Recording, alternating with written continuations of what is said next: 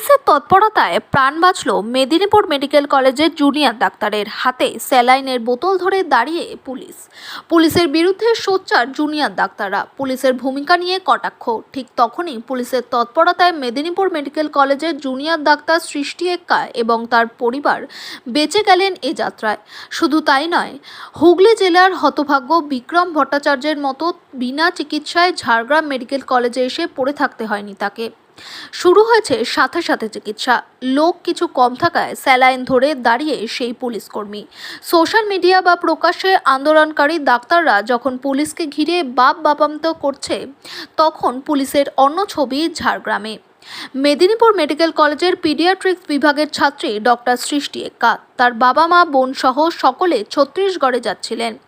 ঝাড়গ্রামের ফাঁসিতলা এলাকায় ৬ নম্বর জাতীয় সড়কের ওপর হঠাৎ করেই একটি মালবাহী ট্রাক ওই গাড়িটির পেছনে একটি ট্রাক ধাক্কা মারলে সামনে থাকা আরেকটি গাড়িতে গিয়ে ধাক্কা মারে ডাক্তারের গাড়িটি। সামনে দুমড়ে যাওয়ায় গাড়িতেই আটকে পড়েন মেদিনীপুর মেডিকেল কলেজের পিডিয়াট্রিক্স বিভাগের ছাত্রী ডক্টর সৃষ্টি এক্কা, তার বোন আশা এক্কা, মা কমলাবতী এক্কা এবং তার বাবা। সাথে সাথেই এলাকার লোকজন উদ্ধারের চেষ্টা করলেও ব্যর্থ হয়। দুমড়ে মুচড়ে যাওয়া গাড়ির ভেতর থেকে চেষ্টা করেও বার করা যাচ্ছে না তাদের।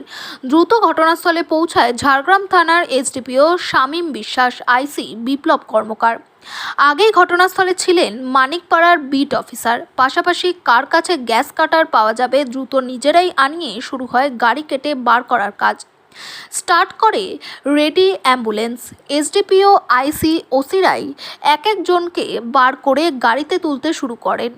এক একটা গাড়ি রওনা দেয় ঝাড়গ্রাম মেডিকেল কলেজের দিকে। না, ঝাড়গ্রাম মেডিকেল কলেজে চিকিৎসার জন্য পড়ে থাকতে হয়নি এক্কা পরিবারকে। আহতদের যে কোনো রকম সহায়তার জন্য ওখানেই দাঁড়িয়ে থাকে পুলিশের একটা টিম, যারা স্যালাইন ধরা থেকে ট্রলি ঠেলে বেডে নিয়ে যাওয়া, পরিবারের লোকদের খবর দেওয়া সবটাই তদারকি করেন। অপর গাড়ির আহতদেরও উদ্ধার করে পাঠানো হয় হাসপাতালে। কোমর থেকে নিচের অংশ গুরুতর জখম হন সৃষ্টি এক্কা। তার মা ও বোনের অবস্থাও যথেষ্ট জটিল। তার পরিবার মেদিনীপুর মেডিকেল কলেজে স্থানান্তর করতে চাইলে গভীর রাতে সেই পুলিশের সহযোগিতায় আহতদের পরিবারকে মেদিনীপুর মেডিকেল কলেজে স্থানান্তর করা যায়।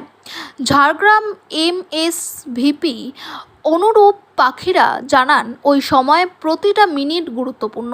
পুলিশ যেভাবে দ্রুততার সাথে তাদের উদ্ধার করে নিয়ে এসেছে, তাতে চিকিৎসার ক্ষেত্রে অনেক উপকার হয়েছে। সাথে সাথে চিকিৎসা পাওয়ায় আশঙ্কাজনক হলেও এখন অনেকটাই বিপদমুক্ত।